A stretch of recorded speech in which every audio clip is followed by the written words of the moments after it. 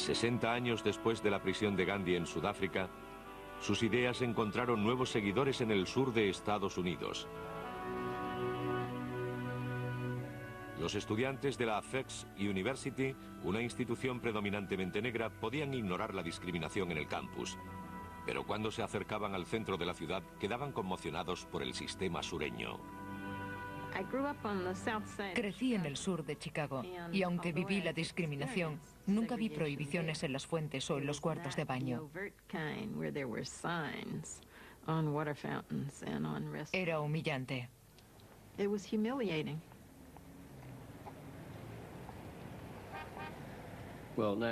Nashville era una ciudad segregada racialmente, como Johannesburgo en los peores momentos del apartheid. Era una ciudad con dos razas. Había escaso contacto entre la comunidad blanca y la negra. Nashville era una ciudad segregada en colegios, barrios, trabajos e iglesias. La mayoría de sus habitantes se sentía feliz con la segregación racial. Los estudiantes del American Baptist College, al este de la ciudad, sabían que la segregación estaba siendo contestada, que algunos ya luchaban con violentas represiones, incluso con linchamientos que la reforzaban y querían unirse a la lucha. En el colegio aprendíamos la Declaración de Independencia, la Declaración de Derechos, la Constitución. Pero en el mundo real vivíamos algo completamente diferente. James Lawson, un pastor metodista de Ohio, dio a los estudiantes de Nashville la oportunidad de participar. Lawson tenía 30 años y había pasado 3 enseñando en la India, donde estudió el trabajo de Gandhi.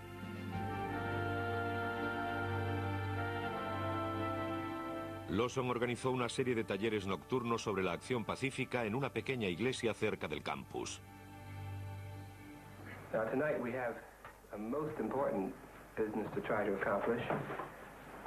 Jim Lawson tenía buenas maneras. Tenía un emocionante objetivo: eliminar la segregación racial. Sus clases atrajeron a los estudiantes más brillantes de Nashville. Was taken out by the KKK and beaten on a tree, tied to a tree, beaten by chains and whatnot. Pensaba que la resistencia pacífica no funcionaría, pero seguí asistiendo a los talleres porque era lo único que había para combatir la discriminación. Era el único grupo que intentaba hacer algo por combatir la segregación racial en la ciudad. He started praying, Father, forgive these men. Martin Luther King Jr. había animado a Jim Lawson a ir al sur. Decía que el movimiento de los derechos civiles necesitaba líderes que entendieran las estrategias y tácticas de la resistencia pacífica.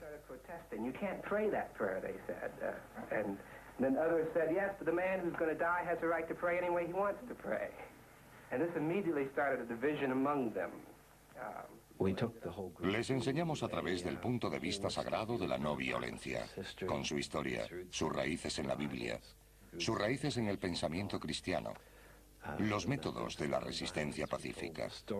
Les contamos historias sobre la acción pacífica e hice hincapié en la idea de Gandhi de estar trabajando en un experimento.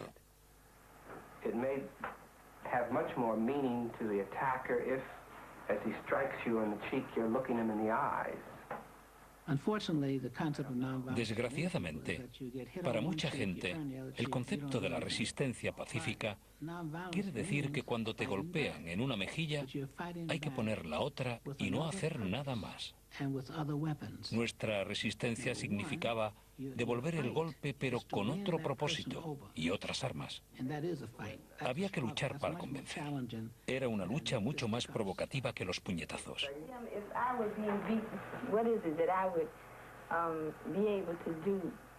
Dijimos que íbamos a acabar con la discriminación en Nashville. Nuestro primer paso fue acabar con la segregación en los comedores y restaurantes. Ese fue el primer paso de Gandhi hacia la resistencia pacífica. Investigar, examinar y centrarse en un tema. Elegir un objetivo, un tema. Lawson empezó a entrenarlos meses antes de visitar los comedores. A bunch of niggers. Well, look at the 8 balls all lined up. Hi there, Jungle Bunny. He's so dark, he's making the whole place dark.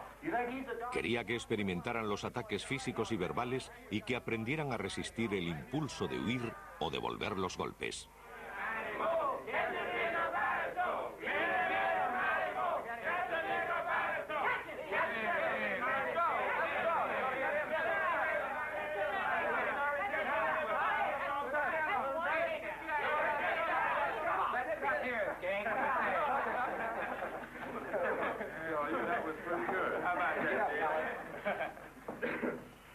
Now let's see what we've learned from this to us as to how we might act non-violently. What are the basic problems here so far?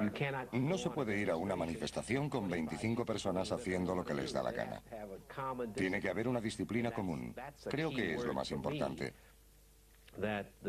El problema de la gente no violenta es que no reconoce la necesidad de una fiera disciplina, del entrenamiento, de la estrategia, el planteamiento, el reclutamiento y todo lo necesario para crear un movimiento.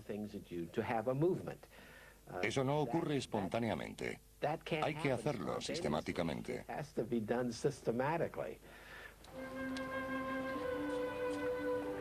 Hicieron su primera sentada un sábado cuando sabían que serían vistos. Pasamos muchas horas esperando a nuestros adversarios. Sabíamos que una de las cosas que dirían sería que no querían sentarse al lado de gente sucia. Una forma de combatirlos fue con unas normas de vestimenta.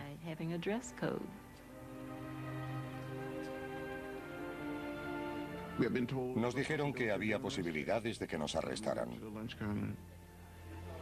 Aún así, fuimos al bar y nos sentamos de una manera ordenada y pacífica.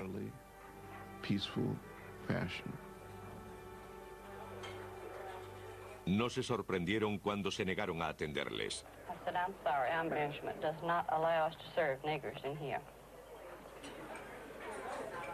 Los dueños cerraron inmediatamente las zonas de comida, pero los estudiantes continuaron allí hasta la hora de cerrar, leyendo y haciendo los deberes. No hubo violencia y nadie fue arrestado.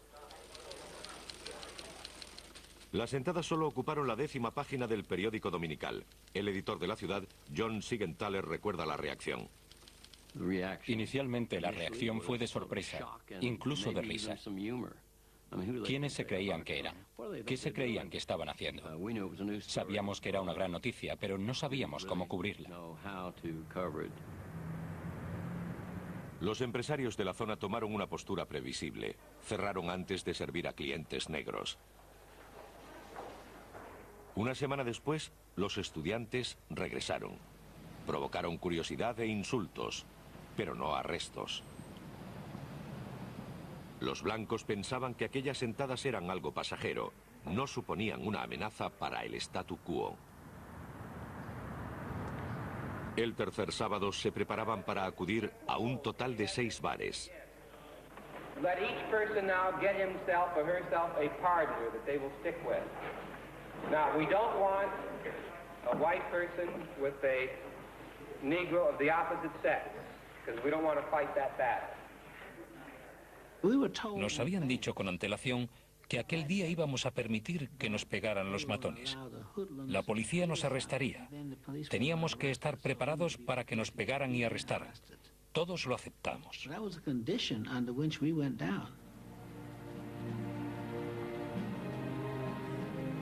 Ahora estaban preparados para las contingencias. Todos los grupos tenían un líder y espectadores que informarían a la iglesia de los acontecimientos. Los observadores llevaban números de teléfono de ambulancias y un puñado de monedas para telefonear. Cuando entraron en el local, la segunda y tercera olas de manifestantes se escondieron, preparadas para entrar cuando el primer grupo fuera arrestado. Como se preveía, los primeros 15 minutos la policía no hizo nada.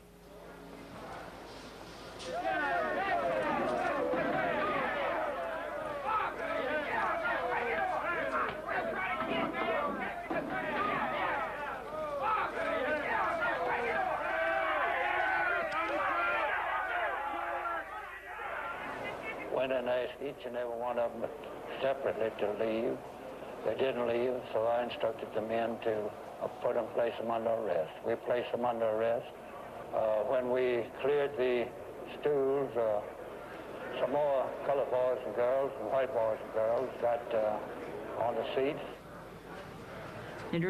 Sorprendieron a los policías. Pensaron que habían dispersado el motín, pero cuando se dieron la vuelta, vieron el comedor lleno de estudiantes negros otra vez. Se miraron unos a otros como si se les fueran a salir los ojos de las órbitas. No sabían qué hacer. Y ya había otro grupo preparado para ocupar su puesto.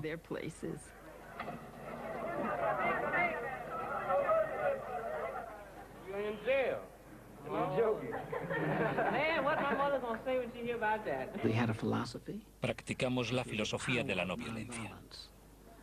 Nuestra firmeza era más fuerte que toda su policía, sus legisladores, sus perros y sus porras o sus cárceles. Nuestra capacidad y voluntad de sufrir superaban su poder. And that our capacity and willingness to suffer outweighed any power they had.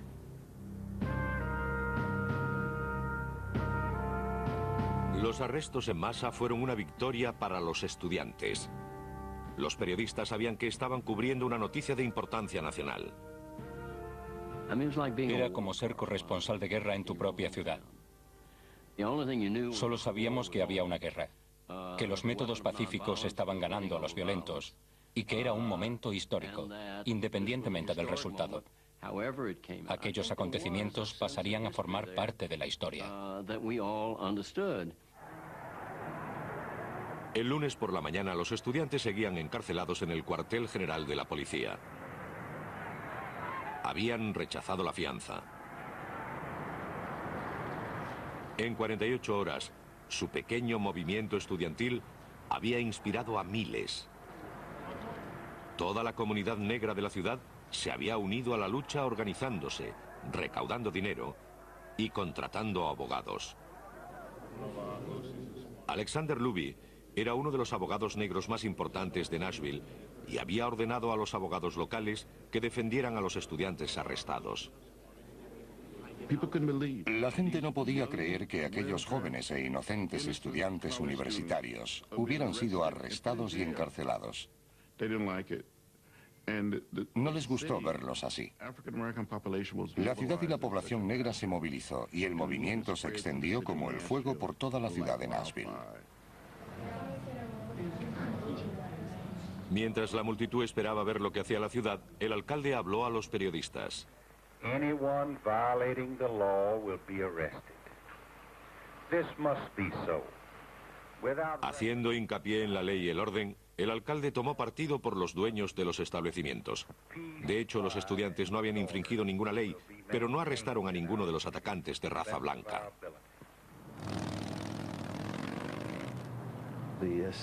La ciudad no estaba preparada para afrontar una desobediencia civil en masa.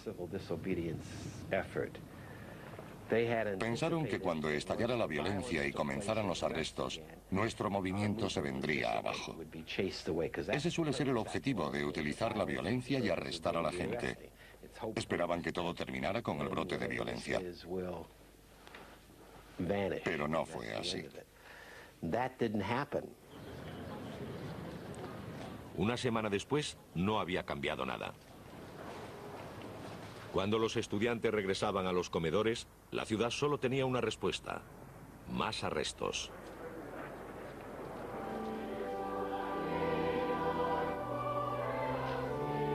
Centrando la atención nacional, hubo una avalancha de incorporaciones al movimiento. Los talleres de Jim Lawson se multiplicaron para hacer frente a la demanda. Las iglesias de Nashville proporcionaron lugares de reunión, teléfonos y multicopistas. Debían difundir su mensaje más allá de las fronteras de Nashville.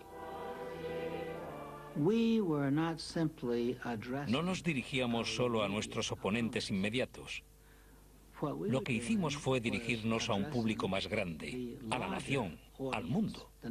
Porque la estrategia de la no violencia es formar a un gran número de electores y ponerles de tu parte. De hecho, aunque como negros éramos una minoría, no podría ocurrir ningún cambio sin el apoyo de la mayoría, sin la participación activa.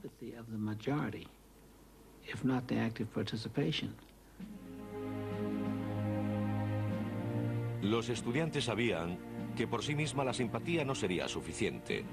Aprovechándose de la indignación que habían provocado, hubo una escalada de conflictos. Las sentadas continuaron, pero añadieron una nueva táctica: un boicot al distrito comercial del centro de la ciudad. Los piquetes pidieron a los clientes que no frecuentaran los bares que fomentaban la segregación.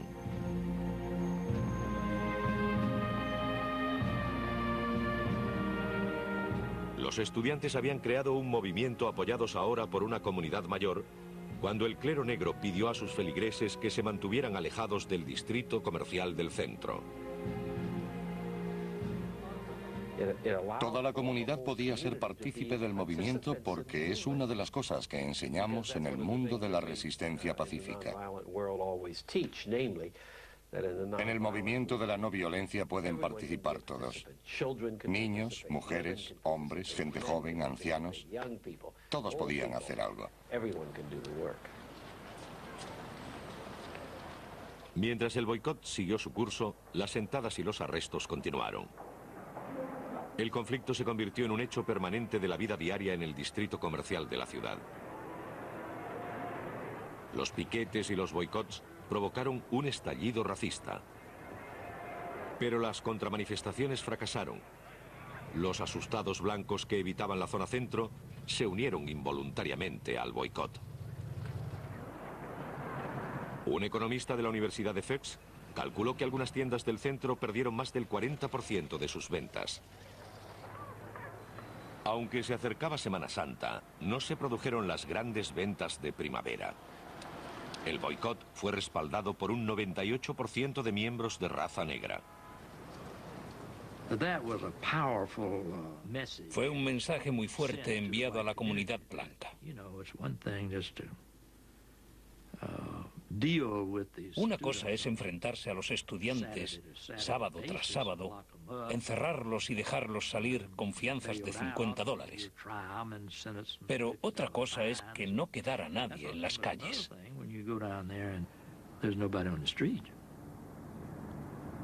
En Semana Santa, los bares seguían sufriendo la segregación racial, pero las sentadas pusieron en primer plano los derechos civiles.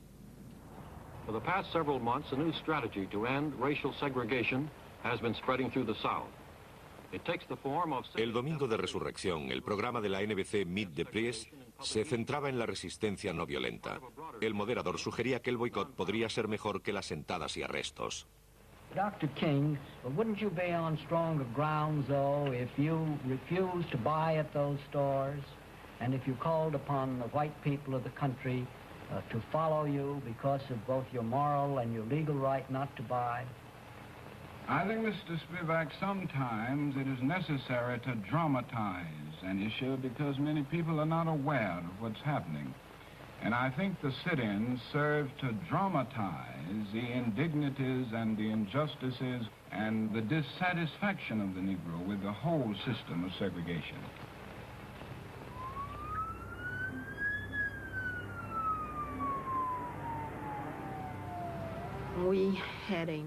Habíamos convocado una reunión para las 6 de la mañana.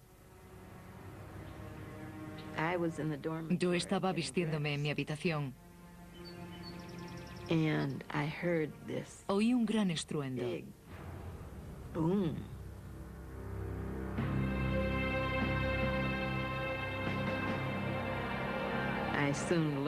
Luego me enteré de que habían puesto una bomba en la casa del abogado Alexander Luby.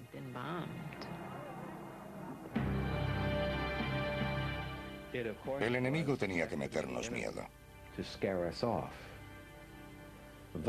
La violencia tiene una dinámica muy sencilla. Hacer sufrir hasta la rendición. Y al final te rindes. Así es la guerra, la violencia. La diferencia con la resistencia pacífica es que nosotros no queremos devolver el golpe a nuestro oponente. No creemos que sirva de nada. Luby y su mujer salieron ilesos, pero como Lawson había enseñado a sus estudiantes, la violencia podía estallar. La bomba había conmocionado a la ciudad y había proporcionado a los estudiantes una oportunidad estratégica.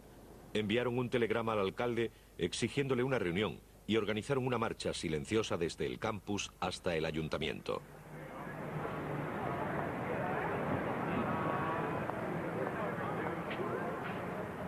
Empezaron siendo 1.500 manifestantes. En el recorrido duplicaron su número.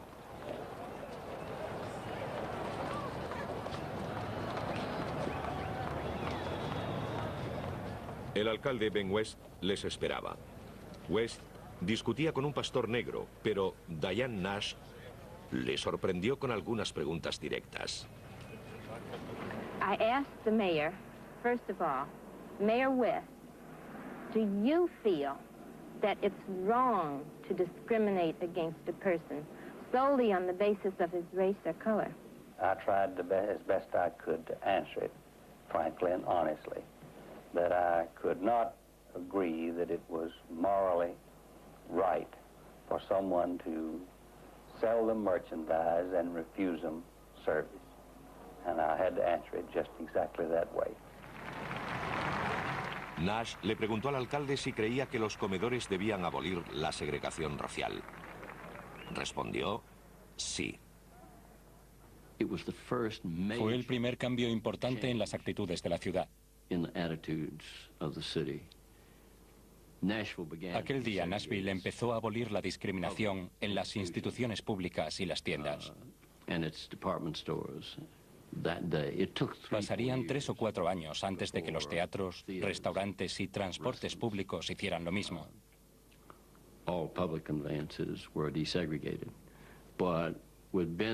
Pero con la declaración de Ben West comenzó el proceso de cambio.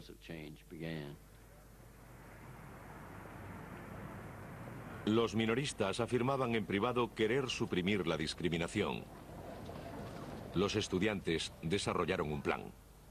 Les dijimos que no anunciaríamos que habían terminado las manifestaciones. Para ellos fue un gran alivio. No diríamos que los negros ya recibían servicios. No habría anuncios, ni prensa ni policía. El movimiento que comenzó en el sótano de una pequeña iglesia en septiembre había acabado con la segregación racial en los comedores de la ciudad en primavera. Acabaron con la discriminación en otros restaurantes e instalaciones públicas, demostrando cómo retirar el apoyo a la segregación haciéndola costosa y controvertida. Fue un arma decisiva cuando el movimiento de los derechos civiles cobraba impulso.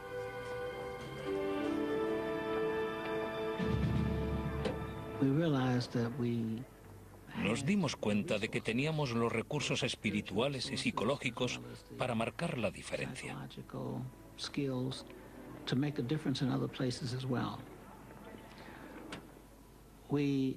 Supimos cómo organizar la comunidad, cómo hacer una manifestación, cómo negociar, cómo tratar con los medios de comunicación. En ese sentido, fuimos guerreros. Nos habíamos preparado. Fue como una academia de la resistencia pacífica, el equivalente a West Point. Durante el resto de la década, transmitieron de norte a sur del país lo que habían aprendido. Reflejando sus logros, uno de los estudiantes de Nashville escribió: "No podemos esperar a que otros lo hagan. No podemos esperar a que lo haga el gobierno. Hay que hacer que ocurra gracias a tu propio esfuerzo, acción y visión".